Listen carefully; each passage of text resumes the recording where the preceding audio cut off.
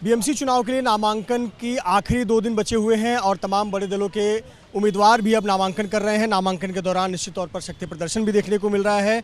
भारतीय जनता युवा मोर्चा के अध्यक्ष तेजेंद्र सिंह तिवाना ने वार्ड नंबर 47 से अपना नामांकन दाखिल किया है। बहुत बहुत शुभकामनाएं आपको। पार्टी ने आपको बड़ी जिम्मेदारी दी है, पहले आपको युवा मोर्चा अध्यक्ष बनाया और अब चुनाव मैदान में उतार दिया। बिल्कुल, हमारे नेता आदरणीय देवेंद्र फडणवीस जी वो हम सभी के मार्गदर्शक है, हमारे प्रेरणा स्रोत हैं।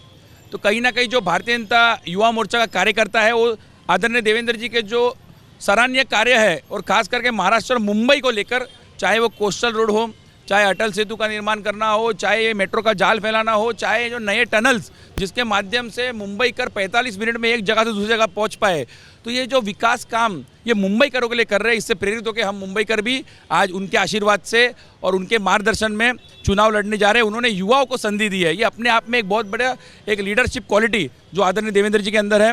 तो जो हमें मार्गदर्शन उन्होंने दिया, जो सीख हमें दी है, मुझे पूरा विश्वास है कि आने वाले दिनों में हम सब युवा मिलकर मुंबई का भी काया पलट करेंगे। मुंबई में ऐसा विकास कार्य करेंगे कि नई मुंबई आने वाले दिनों में भारतीय जनता पार्टी महायुति के मेयर के माध्यम से उनके नेतृत्व में हम सभी को देखने मिलेगी। बहुत सारे भारतीय जनता युवा मोर्चा के कार्यकर्ता उम्मीद में थे कि उन्हें टिकट मिलेगा। 15-17 साल तक पार्टी की सेवा की, लेकिन दूसरे दलों से आए लोगों को प्रेफरेंस मिला। इस बात की नाराज़गी भारतीय जनता पार्टी में देखने को मिल रही है कार्यकर्ताओं में। इसका नुकसान नहीं होगा? नहीं, ये बिल्कुल गलत बात है।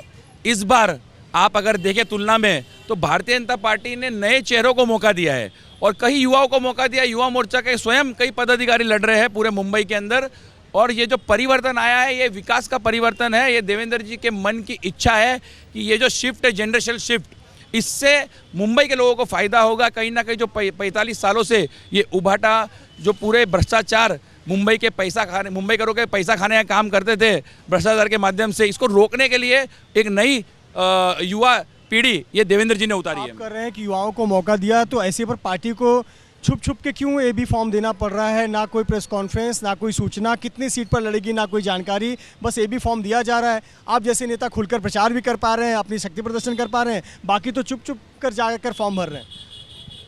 पार्टी ने जो हमारे वरिष्ठ नेतागण हैं उन्होंने निर्णय लेके सभी को एबी फॉर्म दिए गए हैं, और जो हमारे गठबंधन महायुति के साथ हुई है, चाहे वो शिवसेना हो चाहे आरपीआई हो, ये सभी नेताओं के साथ में बातचीत करके ये सब एबी फॉर्म दिए गए हैं। और मुझे लगता है जल्दी अनाउंसमेंट आपके सामने होगी, चाहे हो सकता है इसी क्षण में अनाउंसमेंट हो जाए। लड़ाई किससे है? ठाकरे बंधु साथ आ चुके हैं, आप जिस क्षेत्र में हैं यहाँ पर स्थानीय विधायक कांग्रेस के हैं, लड़ाई किससे है?